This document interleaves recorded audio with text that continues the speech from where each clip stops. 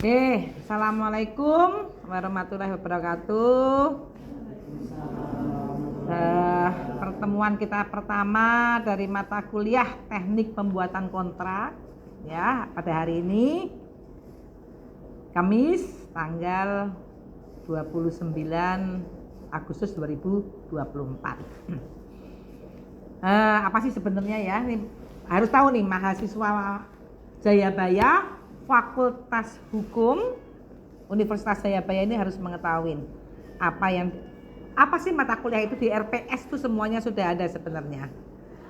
Di RPS itu rencana pembelajaran studi itu harus ada bahwa apa mata kuliah legal drafting ini atau teknik pembuatan kontrak ini ininya apa, resultnya apa, hasilnya itu apa, seperti apa itu ada di teknik di RPS itu. Nah, apa sih tujuannya untuk pembelajaran mata kuliah teknik pembuatan kontrak? Teknik pembuatan kontrak itu bagaimana mahasiswa bisa mengaplikasikan pengetahuan teori dari pembuatan legal drafting ini atau teknik pembuatan kontrak ini ke dalam masyarakat nantinya. Bagaimana cara membuat perjanjian atau kontrak atau legal drafting tadi itu semua sama ya. Teknik pembuatan kontrak disebut juga legal drafting, atau membuat perjanjian atau membuat kontrak itu semuanya sama. Jadi resultnya, hasilnya bisa mengaplikasikan ke dalam masyarakat. Bagaimana cara membuat legal drafting, teknik pembuatan kontrak yang baik dan benar. Tidak saja baik tapi benar. Nah, lawyer sekarang ya kalau bikin legal drafting biar mahal fee-nya ya, tebel. Padahal perjanjian sewa menyewa tapi 100 halaman, 200 halaman, nggak perlu. Yang perlu adalah bahwa pembuatan teknik kontrak itu adalah benar, baik dan benar, sehingga mudah diketahui. Itu nanti ada semua teori-teorinya. Jadi Ibu ulangin, tujuan dari teknik pembuatan kontrak mata kuliah Ibu yang Ibu ampu pada semester ini adalah untuk memberikan pengetahuan kepada anak-anak semua, kepada para mahasiswa, untuk bagaimana caranya setelah lulus nanti bisa mengaplikasikan pengetahuan untuk membuat teknik pembuatan kontrak atau legal drafting ini. Ya, jadi perjanjian, legal drafting itu sama saja semuanya ya. Next Mas. Nah, di next biasanya next.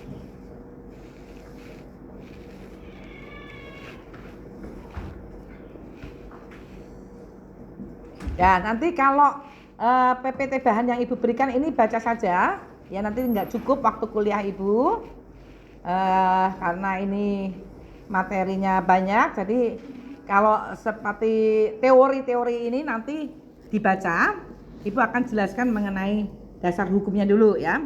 Dasar hukum dari legal drafting itu adalah pasal 1320 KUH Perdata dan 1338 KUH Perdata. Apa 1320 KUH Perdata? Syarat sahnya perjanjian. Syarat sahnya perjanjian itu ada sepakat. Kemudian yang kedua, sepakat cakap. Yang ketiga,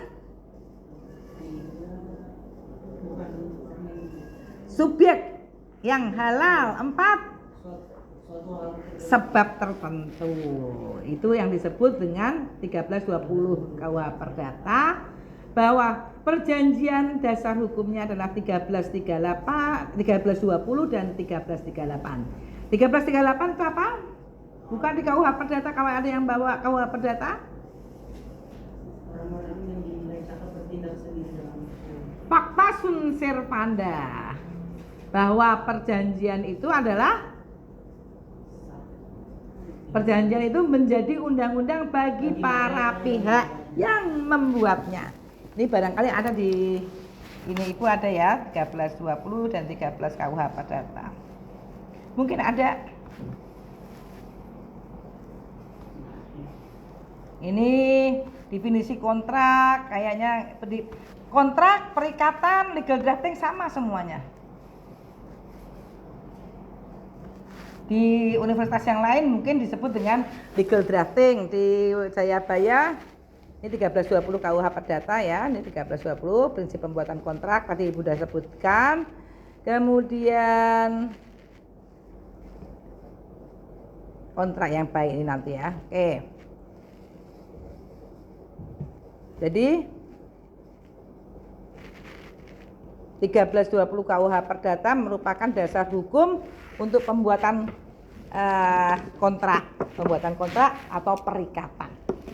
Dalam 1320 KUH Perdata, ambil berdiri ya supaya tidak ngantuk ya.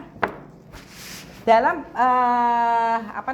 dalam 1320 KUH Perdata itu ada syarat material yang disebut syarat material dan syarat formil dari perjanjian.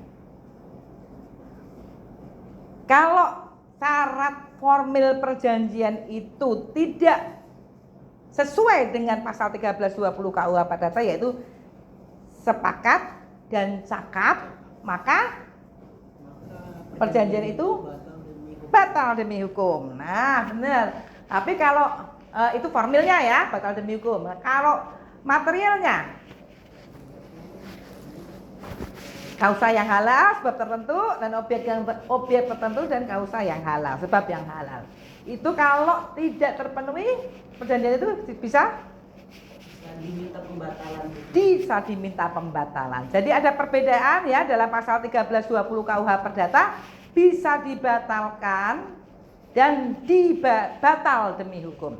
Jadi kalau cakap dan sepakat dan cakap tidak terpenuhi, maka perjanjian itu adalah batal demi hukum. Kalau objek dan sebab tertentu itu tidak terpenuhi, maka perjanjian itu dapat dibatalkan apabila ada yang keberatan. Apa sih beda dapat dibatalkan dan batal demi hukum? Bedanya apa?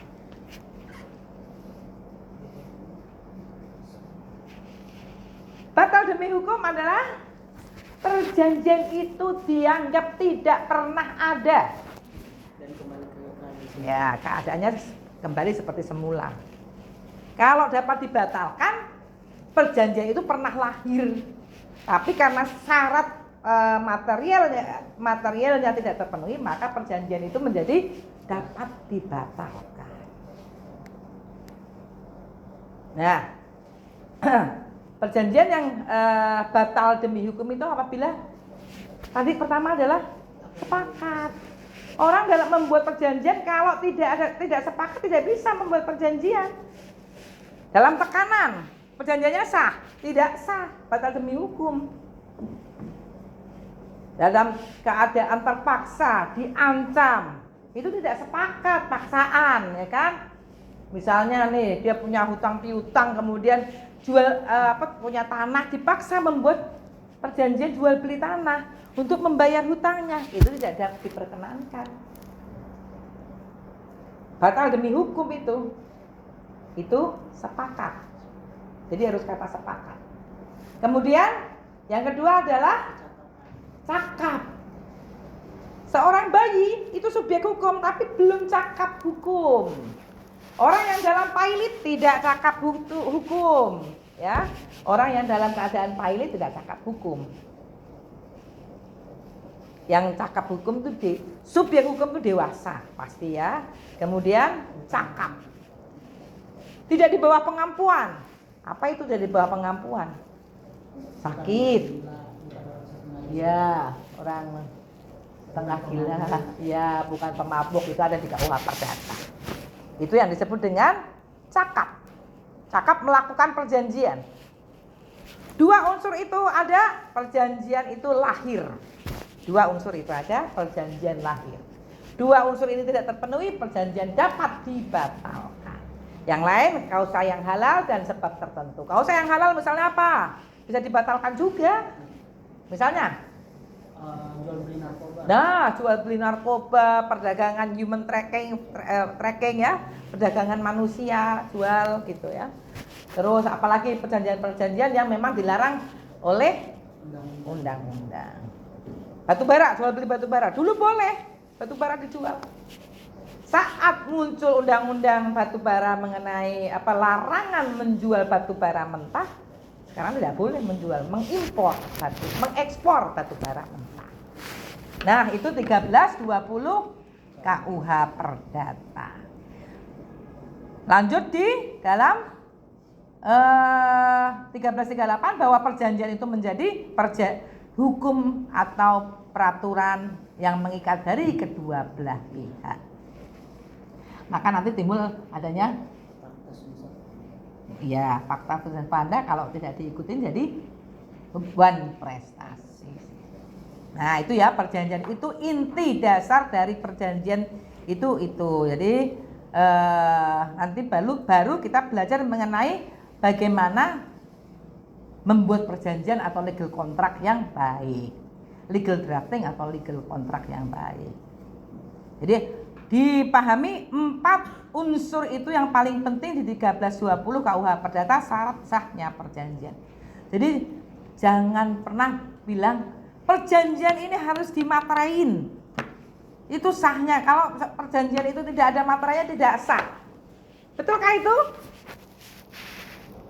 Betul ya? Kalau tanpa materai perjanjian tidak sah. Betul tidak? Tidak. Tidak usah pakai materai. Materai itu hanya bea, ditulis sana bea materai. Bea itu biaya ya, bea yang dibayar oleh para pihak kepada negara untuk menjadikan perjanjian ini sebagai alat bukti apabila nanti ada dispute di pengadilan. Itu namanya materai. Jadi bukan syarat sahnya perjanjian ya.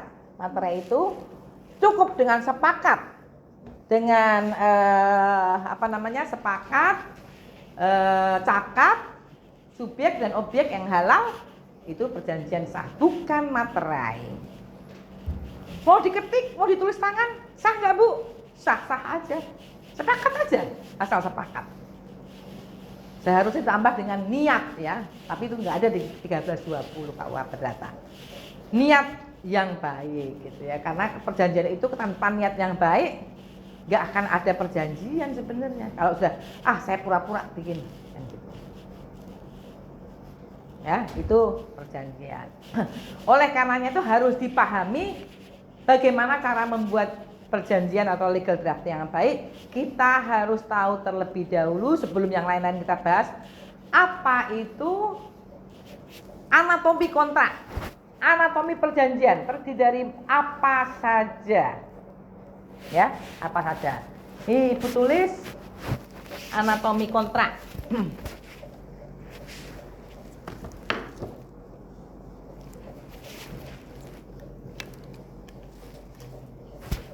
Itu di halaman terakhir. Di halaman terakhir ada anatomi kontrak. Next, Mas, halaman terakhir. Sambil dilihat ya PPT yang sudah Ibu berikan. Anatomi kontrak ini dalam sekali. Loh.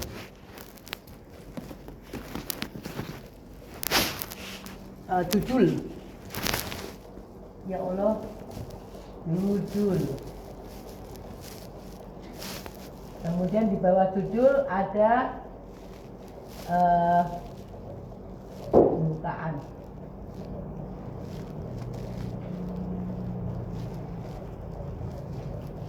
Pembukaan atau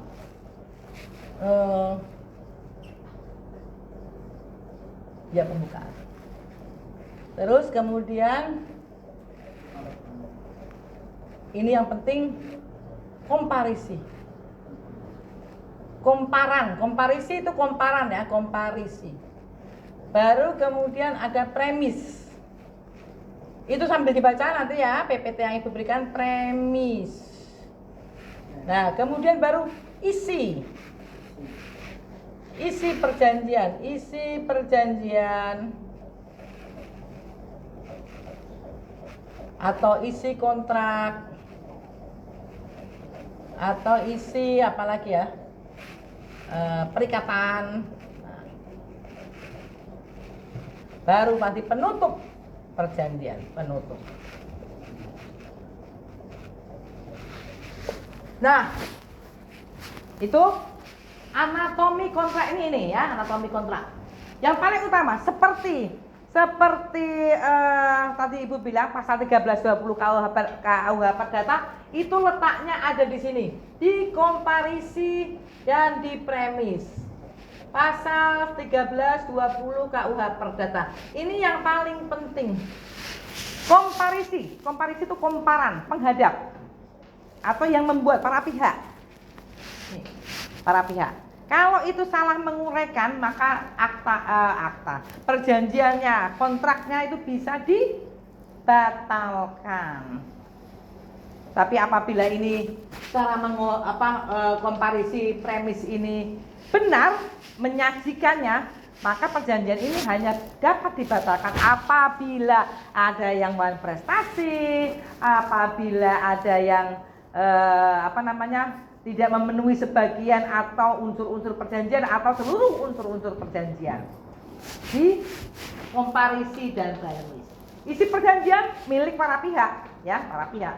Mau dibikin seperti apapun asal kausa dan objek tertentu, ini boleh-boleh saja. Jadi kalau komparisi dan premis ini salah membuat, ini bisa batal demi hukum. Ini ada dua, batal demi hukum, dapat dibatalkan.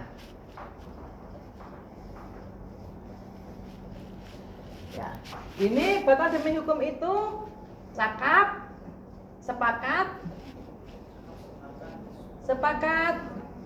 cakap. Dapat dibatalkan objek dan sebab. Nah, itu aja ya di pasal 1320 KUH Perdata. Nah, ini barulah kita mulai bagaimana cara membuat kontrak yang baik. Ini kita harus pahami dulu, ini anatominya, kerangkanya. Ada kepala, ada leher, ada muka, ada leher, ada badan, ada kaki. Penutupnya nanti. Sekarang dari awal, judul. Judul itu harus tidak multitafsir. Dan judul itu harus tegas, tidak bertele-tele bahasanya. Tegas, tidak multitafsir. Misalnya itu jual beli rumah, tulis jual beli rumah. Nggak usah jual beli rumah, diganti jual beli tanah dan bangunan. Nggak perlu seperti itu. Yang namanya jual beli tanah itu pasti berikut bangunan yang ada di atas tanah. Itu udah masuk KUH agraria atau dari mata kuliah pertanahan. Jadi kalau jual beli tanah itu ya pasti tanahnya di atasnya itu apa? Ada kebun pisang, ada kebun rambutan, ada bangunan, ya semua terjual. Tidak bisa dipisahkan antara tanah dan pemisahan horizontal dalam hukum agraria. Nggak ada. Jadi sekaligus jual beli tanah. Kalau jual beli bangunan ada malahan. Jual beli bangunan. Jadi bangunan yang ada dijual, tanahnya milik negara. Ada ya. Misalnya kedubes. Kedubes itu tidak punya tanah. Kedubes itu hanya pinjam ke negara. Dibangunlah kedutaan besar yang mewah megah. Ya. Nah, itu istilahnya dijual, Pak, bangunannya. Tanahnya milik negara. Nah, jadi judul harus tegas dan sesuai dengan isinya. Isi dari perjanjian.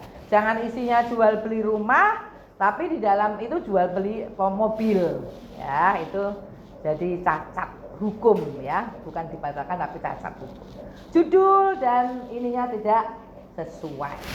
Oke, jadi judul lengkap, tegas, lugas.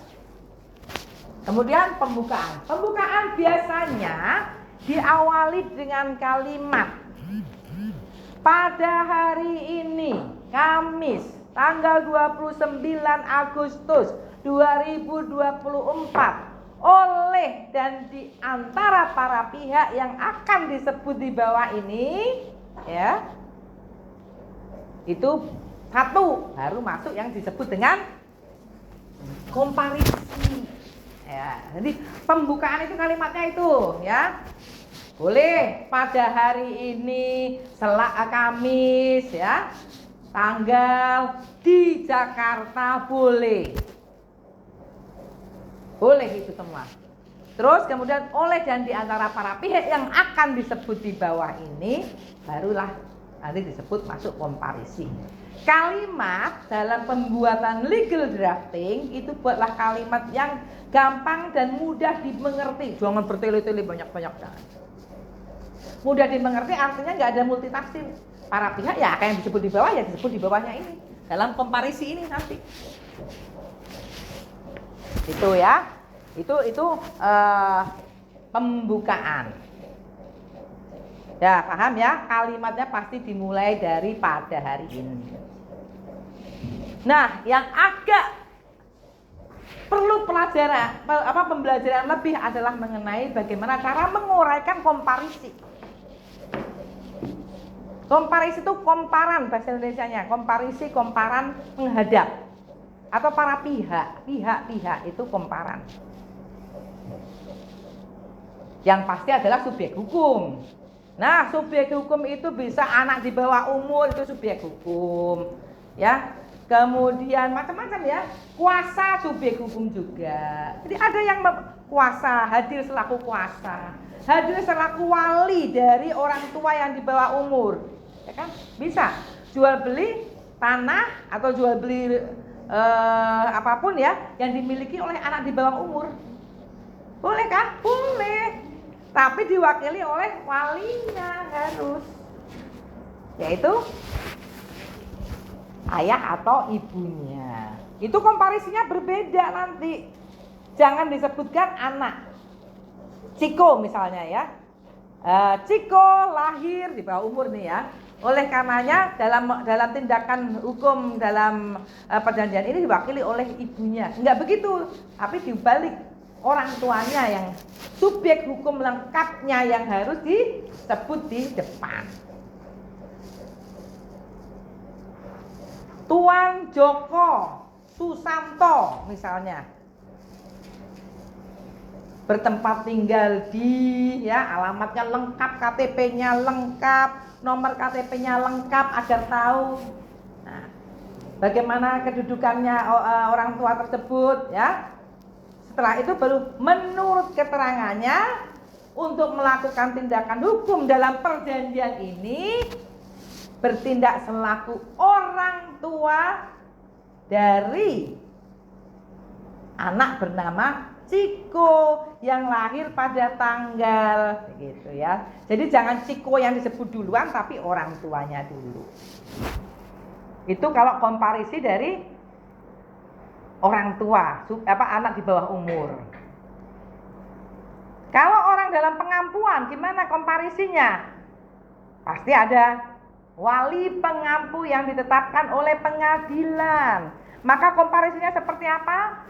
Komparisinya adalah Tuan Joko Susanto, nomor KTP, alamat, ya KTP itu lahir di tempat tinggal dan sebagainya, nomor induk kependudukan atau nomor KTP sekian-sekian. Dalam hal ini bertindak sebagai wali pengampu yang ditetapkan oleh pengadilan negeri. Nomor tanggal pengadilan negeri mana? Jakarta Selatan, Jakarta Timur, Jakarta Utara, Jakarta Selatan. Atau di mana? Di Banjarmasin kayak apa kayak pengadilan pasti ada di kota-kota. Nah, barulah disebut oleh karena itu berhak mewakili. Misalnya orang udah gede ya, misalnya siapa nama kamu Mas? Fitra Nadi, mewakili Tuan Fitra Nadi yang dalam hal ini tidak dapat melakukan tindakan hukum tersendiri karena apa? Ya kan? Karena sakit, karena koma, itu di bawah pengampuan sakit. Yang nggak tahu kapan sembuhnya komanya, atau dia mabuk, pemabuk, penjudi, apalagi yang di KUH Perdata itu. Di bawah pilot, ya orang pilot nggak bisa disebut cacat sebagai subjek hukum.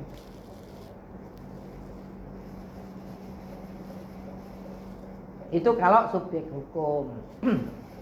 Ya, kemudian kalau itu PT, perseroan terbatas yang melakukan perjanjian, bagaimana nyebutnya? Lihat anggaran dasarnya. Siapa mewakili perseroan? Ada direksi, ada direktur utama.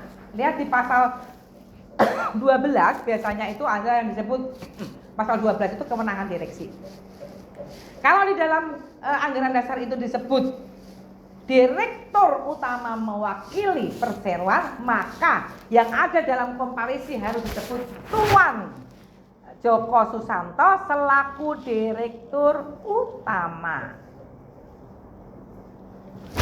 Ya, oleh karenanya mewakili PT ABCD. Itu cara menguraikan komparan dari perseroan terbatas.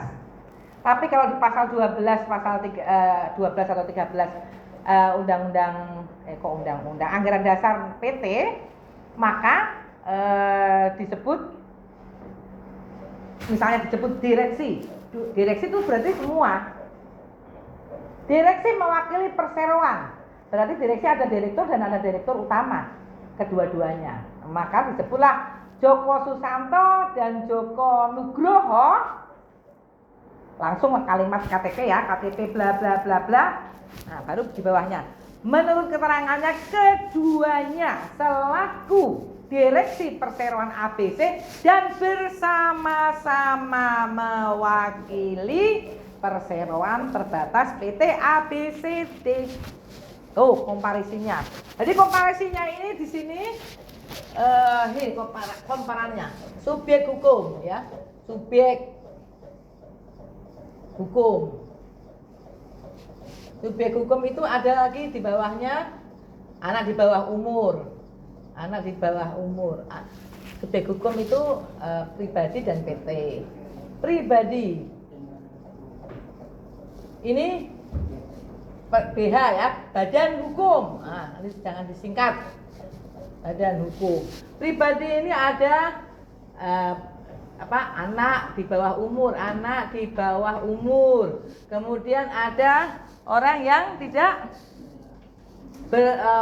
cakap hukum. Tidak cakap hukum. Kemudian kuasa, ya kan, kuasa. Nah, badan hukum ini ada CV, ada yayasan, ada PT, ada perorangan PD, ya. PD perorangan. Nah, ini beda-beda komparisinya. Siapa yang mewakili itu beda-beda. Udah berapa menit ya ini?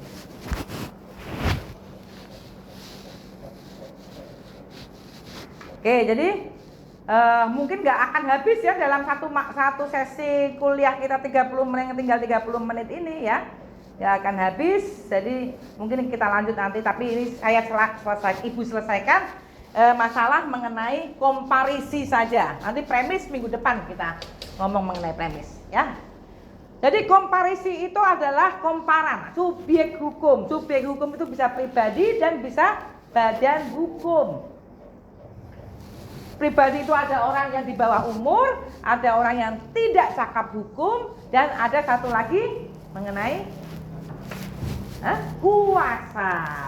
Dia sedang keluar negeri, mau akan ada jual beli, ya kan? Ya ayo, boleh, asal memberikan kuasa. Dia pergi ke luar negeri, sekolah di sana.